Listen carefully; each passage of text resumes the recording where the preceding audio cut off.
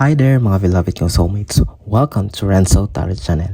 Andito naman po ang inyong lingkod para pagsamahan natin isang soulful and meaningful na tarot reading dito lamang po sa inyong lagi naabangan, sinusubaybayan at pinakamahal na Renzo Tarot Channel.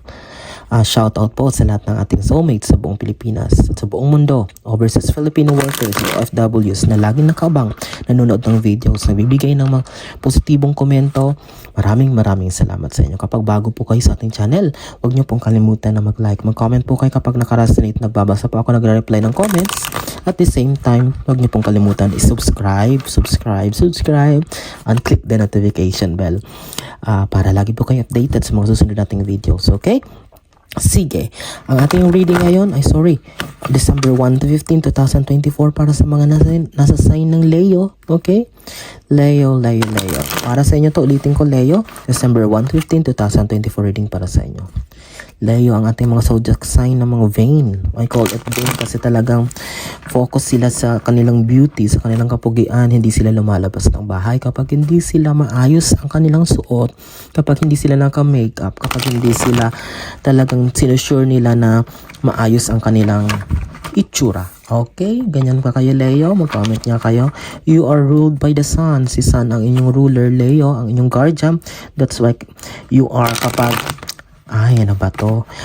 kayo, Leo, ang lumalabas at pumupunta sa isang lugar or sitwasyon, parang na-attract nyo or parang kayo yung center of attraction. Mabilis nyo ma-attract ang crowd kasi nga sun, nasa likod nyo si sun, di ba? Sige. Spirit Universe, Spirit Guides, Ancestors, Angels, bigyan niyo po kami ng 10 baraha. Oops, ayoko niyan. Marami. 10 baraha para sa aming December 1 to 15, 2024 reading for Leo. Kapag bago po kayo sa ating channel ay ang inyong lingkod po, ayoko niya napakita. Ang inyong lingkod po ay kumukuha ng 10 baraha na siyang ini-interpret natin ang energy. Yung dalawa na base sa in-interpret natin ang mensahe, base sa energy na pinibigay ng universe. At tuloy-tuloy po ang inyong lingkod na kumukuha ng 10 baraha para hindi na tayo mag-shuffle, para nakafocus tayo kasi baka ma-distract tayo, ma-out of focus ang inyong lingkod sa pagre-reading, and mas maganda na nakafocus tayo sa mga baraha. Meron na tayong 8 pa. Spirit Universe, Spirit Guides, Angels, Ancestors. Ayusin ko lang. 8 pa. Spirit Universe, Spirit Guides, Angels, Ancestors. Ayun, ayoko nito. Ayan, ito pa. Pwede pa. 4. Yun. 6 pa. Spirit Universe, Spirit Guides, Angels, Ancestors. Last 6 cards for Leo. O yun, 5 po. 5 pa po. Spirit Universe, Spirit Guides. 5. 5 cards please. Yun, 6. 4 na lang. 4 na lang ang inyong kulang, Leo, para sa inyong reading. December 1 to 15, 2024. 7. 3 na lang. I am praying na marami nasa sign ng Leo makapanood din to ngayon, ha? At kapag may mga kakilala ko, kaibigan, mahilig rin sa tarot reading, please don't hesitate. I-recommend yung ating channel para mas mabilis lumago, mas lumawak ang audience natin, mas marami tayong matulungan. Okay? Spirit Universe, Spirit Guides. Tingnan ko, kunin ko nga yan. Okay, last one. Ayoko nito. Kasi 2 sila. Eto na, 10. Sige. Leo, stay tuned ha. Huwag kang aalis. Ayusin ko lang tong baraha mo. Ready na siya. Ready na. Ikaw, handa ka na ba, Leo? 1, 2, 3, 4, 5, 6, 7, 8, 9, 10. Sige, latag natin ha. Latag natin ang iyong 10 baraha. At wag na natin pang patagalin pa. Leo. 3, 4, 5. Okay. Your 10 cards are ready. Without further ado, your opening card, Leo. 4 of Swords. What does it mean? The energy that I can feel here, Leo, merong iba sa inyo na parang babad sa parang babad sa kakapuyat, babad sa overtime, babad sa kakatrabaho. Doble kayo, 2, 3, 4 ang trabaho. Ano to, please?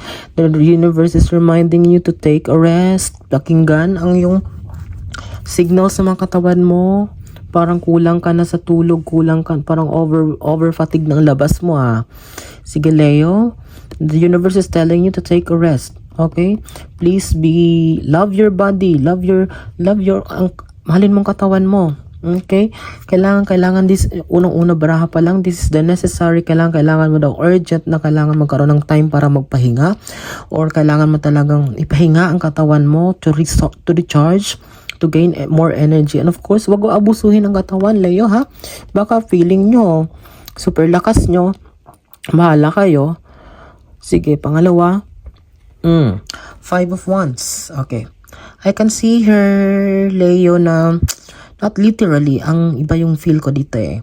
Hindi ito yung mga taong pinagkakaisahan ka, but I can feel here is like a lot of worries on your mind as of the moment. Not only worries, a lot of things na parang gusto mo i-consider na hindi mo alam kung alin ang uunahin mo. Ito yung nakikita ko dito, kaya nagdadagdag din siya dito sa ano mo, sa stress mo. Kaya kulang ka sa tulog. Or maybe, there are some of you na may maraming gustong simulan but hindi alam ang unang gagawin, hindi alam kung sinong lalapitan. That's why, ito, overwhelmed. Parang di alam kung saan patungo. There's a lot of direction. Marang ito, ginagawa mo na, hinihila mo naman, binabawi mo naman, ay, dito naman ako. Wala na naman, dito na naman, okay? Ito yung nangyayari sa inyo ngayon, Leo. That's the energy that I can feel. Mag-comment nga kayo pag naka-resonate kayo. Pangatlo, King of Pentacles, may kinalaman din sa pera. Overtime ka ng overtime kasi gusto nyo makapag-ipon ng pera na parang there's a major project na gusto nyo pag-ipunan or gusto nyo simulan, gusto nyo itayo or whatsoever. You have a plan or it's like a business or any kind of plan that will give you joy. At the same time, ayan money making, talagang money maker kayong gumagawa ng paraan talaga. That's why dumodoble kayod kayo para maipon nyo ang sapat na pera na yan or sapat na money. At the same time, ito rin na feel ko dito sa pangalawa is like you are working with other people. It's like a networking, parang pinapalawak mo yung network mo sa mga tao para mas lalo kang maraming ma-discover na opportunities and lalong-lalo na in terms of money or any kind of opportunities na magbibigay sa'yo ng pera. Pentacles naman. Four of Pentacles. Another reminder for you by the universe is to take control or to keep track or kontrolin at i-monitor ang lumalabas at pasok na pera para sa'yo kasi parang nag-overspending kayo, Leo. Parang although maswerte kayo, may parang maraming pera na pumapasok, maraming mga opportunities kayo na di-discover, but it seems na parang nagiging waldas kayo or parang it's uncontrollable, parang hindi na control parang lately or ngayon yung parang yung expenses nyo. Parang yung iba ay parang luho lang, yung iba ay parang basta magustuhan lang, okay? Hindi siya needs, parang wants lang siya. At the same time, yes, maybe it will bring joy for you but temporarily, pero bukas makalawa, wala na, tanggal na. Pero yun, imbis na na-save mo na yung pera na yun, imbis na you save it for the future for a very important matter na dapat pagkagastusan, wala, naggastos mo dun sa parang impulsive decision na ginawa mo, okay? Yun, panglima, the same. Kailangan ng balance because balance not only in money, balance in emotion, balance in physical, sa health. Diba kasi sabi ko, there will be a big milestone that is coming on your way na kinakailangan ng big decision making. Kapag hindi healthy ang katawan natin, ang utak natin, everything, hindi tayo makakapag-function ng maayos, hindi ka makakapag-isip ng maayos kapag dumating na ang big decision making, lalo na there's a moon. Diba, magdi-decision ka if you're going to close that chapter to enter a new one, or maybe may iba sa inyo na magdidesisyon na kailangan yun na, sabi ko may tatapusin na para may ipalit or kung mananatili ka ba dyan sa kasalukuyan mo, sa comfort zone mo, on stick on that belief, yung mga lumang pinaniniwalaan mo. That's why you need to be holistically prepared. Ayun. Mentally, emotionally, financially, physically, kailangan balanse ang lahat. Okay? Pang-anay mong baraha, ayan katapat pa sila ng Four of Swords. Parang may konting heartbreak. Mayroon ba sa inyong Leo na nag-break? Or parang hindi naman break talaga, totally. Cool off lang. May katampuhan lang sa jowa, sa asawa, may miscommunication, hindi pag-uusap ilang araw na. Sa mga single dyan, parang I can see here a longing or parang gustong-gusto mo na rin magka-love life. Parang you are doing your best para mag-search sa internet or whatsoever, lumalabas kayo to go for mga lugar na maraming tao para makakilala ka, okay? But I can see her mostly sa mga in a relationship na parang there's a miscommunication or parang mga tampuhan, konting mga hindi pagkakaintindihan sa partner nila. High Priestess, pampito mong baraha with the 5 of wands. I can see here, medyo yung iba sa inyo ay parang lumalakas ang intuition, medyo activated ngayon ang inyong spirituality, madasalin, at the same time parang puro tama yung hinala mo ngayon, puro tama yung makutob mo. Yung iba sa inyo, yung mga panaginip ay malinaw, natatandaan nyo ilang araw na nakakapanaginip ng mga weird things, nakakakita kayo ng mga pattern numbers, 111, 222, or whatsoever. Yes, expect that, Leo, para sa inyo with this High Priestess card. Pangwalo is, Knight of Pentacles. So, tingnan mo yan, nakatapat sa King of Pentacles, ngayon Knight of Pentacles. It means that, there will still be blessings that is coming on your way. Marami pa. It seems with this money, nakauwi na siya. Ibig sabihin, magaling kayo sa pagpuproduce, sa paghahanap ng pera, Leo. Magaling kayo sa pagpapalago. Magaling kayo sa paggawa ng paraan, pagkilala ng mga tamang tao na makakapagbibigay sa iyo ng stability, may kinalaman sa pera. But ito lang, ulitin ko, kailangan mo lang maging balansehin ang lahat. Kasi hindi sa lahat ng oras overflowing. Ibig sabihin, hindi sa lahat ng oras ay magiging maayos. Okay, paano kung dumating yung time na medyo hindi sa'yo nakaayon lang makinalaman sa pera. So, kailangan magtipid para may madudukot every time. Pang-siyam is, the Hermit card. Okay, the Hermit card is showing that, Leo, you are a kind of people na parang unstoppable or parang walang nakakapigil. If you really want to do something, kailangan gawin mo yan, ma-accomplish mo yan. Come high or low waters na sinasabi ko, gagawin mo ang lahat para ma-accomplish mo yan. You are unstoppable.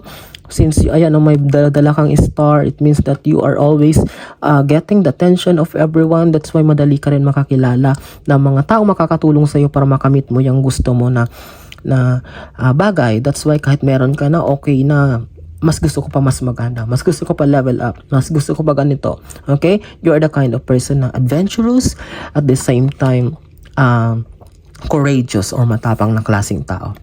10th and last card, panapos na baraha, tatakpan natin to since related na nga na nagbigay na ako ng clue kanina sa relationship. The Lover's card, nakatapat siya sa 2 of wands, or siguro yun na nga, merong miscommunication or there are parang may cloud moments ngayon sa in terms of relationship, parang mayroon talagang labuan or parang hindi pagkakaintindihan.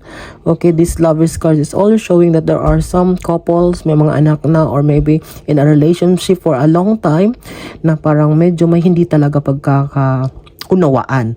Okay, nakatapat siya sa 2 of, nakatapat siya sa 2 of swords. Talagang may kailangan kayong ayusin, kailangan nyo itong isettle ng maayos, pag-usapan ng maayos para maging okay ang lahat. But all in all, this is just a minor thing, masasolve nyo yan. But the rest of the cards are very beautiful. Most of them, karamihan dito ay reminder or warning para sa inyo, Leo, what to do next, or guidance para sa patuloy nyong pagtahak ng landas nyo sa buhay. Okay? That's it. It's a very beautiful reading. And para sa nagtatanong po kung paano makakapag-avail ng personal reading, nasa dulo po nating video ito. Attach po natin ang Facebook account ng Renzo Tarot Channel. At dun po kayo mag-message para dun po natin pag-usapan ang mga details kung paano kayo makakapag-book ng iyong personal reading sa inyong lingkod. And again, maraming salamat sa inyong walang sawang tiwala, pag-suporta. And if ulitin ko, pag di pa ka nakasubscribe, mag-subscribe, mag-comment, mag-like, mag-share. Click the notification bell para lahat ng ating mga uploads ay lagi kayo updated. Maraming salamat. Mag-ingat kayo, may bagyong malakas. Always pray hard, and always share your blessings to others. Mag-ingat kayo lagi, pinaka mga soulmates, and God bless us all.